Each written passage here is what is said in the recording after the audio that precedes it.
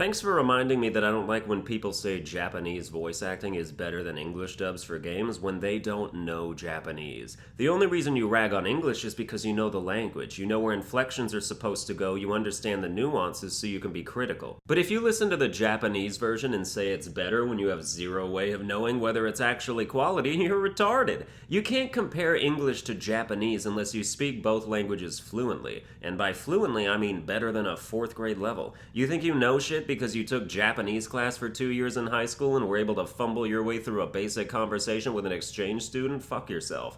This is a tangent, but no exchange student has ever been impressed with a local's ability to ask them what their name is and how they feel about the weather. It's sunnier than I'm used to. Wow, you guys are committed to learning. So that's stupid. Japanese VO isn't better or worse, it's just different. But I don't know Japanese, so all I can say is I don't know Japanese, which is all anyone who doesn't know Japanese can say as well. I'm actually not sure how I haven't brought this up yet, since I remember thinking of it before I even started this series, but I've kind of grown to resent progression unlock systems. It makes games without them seem pointless. You know, like you play a game, level up, unlock some kind of reward, and that becomes your whole incentive for sinking time into it. You see it in almost every multiplayer game. A perfect example is Fortnite. When Battle Royale was introduced, it didn't have a progression system. You just played it to have fun and get sniped in the head from unforeseeable locations. Then a few weeks into it, they added one, and no matter how much you played beforehand, you started at level 1, and leveling up began to unlock infrequent cosmetic shit. And as soon as they added that, I was like, well, looks like the last few weeks have been a complete waste of time, because it meant nothing that I played.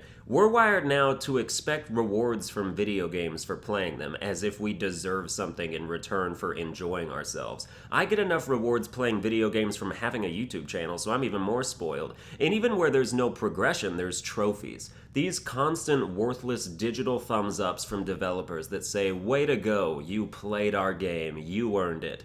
My PS4 trophy level is 17. I have 2,800 of the fuckers, and that doesn't account for my separate PS3 trophy list and my Xbox 360 achievements. Trophies are sometimes the only thing that make remasters of games worth getting, and it works. They ported the PS2 version of Jak and Daxter digitally to PS4, nothing changed whatsoever, no remaster, just bare bones port, but they added trophies, so it was a no-brainer buy for me. The sequels come out soon in the same fashion, and I'm gonna get them. I played them to hell back on PS2 and even in the PS3 remaster, but I'll do it again because this time I get little notifications in the corner of my screen when I do something that deserves a pat on the back. Go me! Thanks, Naughty Dog, you're the best dad ever. These are games I still own the originals of, but I wouldn't even dream of going back to them on the old systems with no incentive like trophies, and that's the state of things in the industry. Incentive is the nest that progression unlock systems and even microtransactions hatched in. As we grow more and more accustomed to earning benefits as we play games, we've even become willing to pay for them, or just gamble on the off chance we get what we think we're owed for our patronage.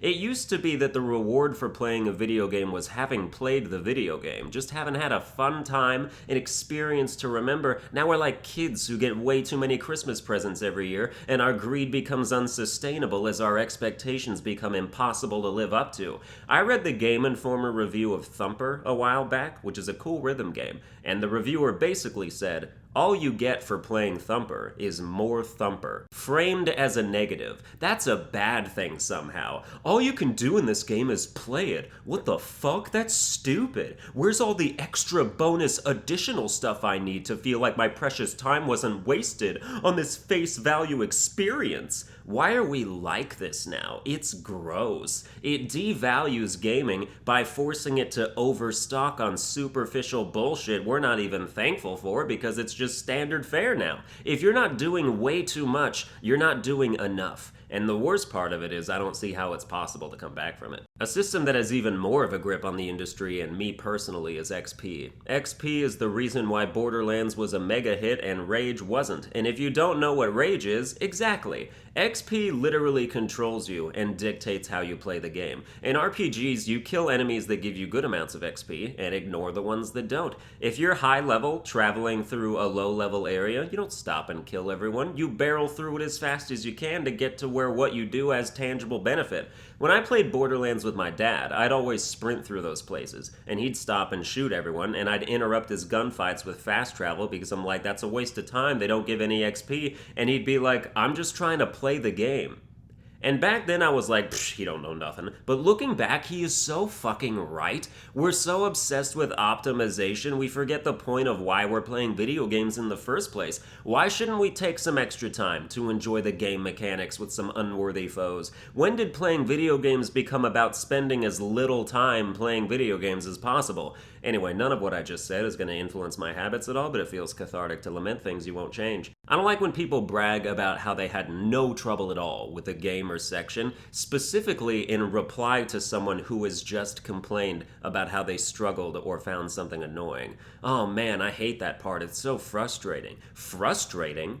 That's the easiest part of the game. I didn't have trouble with it.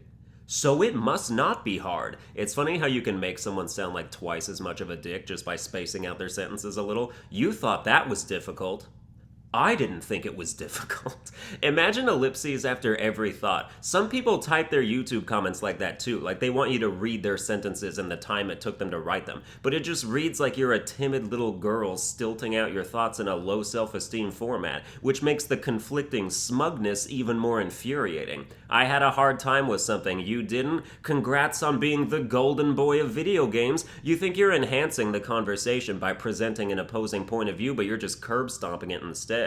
I think something was annoying. I didn't think it was annoying. Alright, where do you propose we go from here? Should we travel our own paths and see if they intersect somewhere? It's become a goalless argument you started by challenging someone's personal experience, as if I'll come out at the end of it like, you know what? Now that I look back, it didn't actually take me an hour to get through this part. No, it's amazing. Ever since you brought up some dumb bullshit, I retroactively had an easier time than I thought. I'm honored to be in the presence of a bona fide time wizard. Wanna flip a coin? If it's heads, I'll blow you.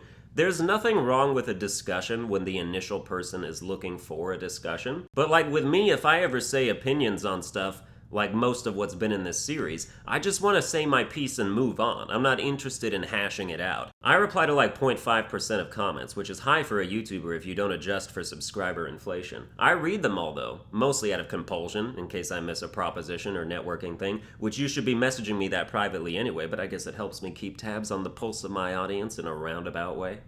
Well, that's going to do it for this video. I hope you enjoyed it. If you did, you can like, share, and subscribe. Keep putting new thoughts on gaming or the industry in here if they come to you, and I'll see you guys next time.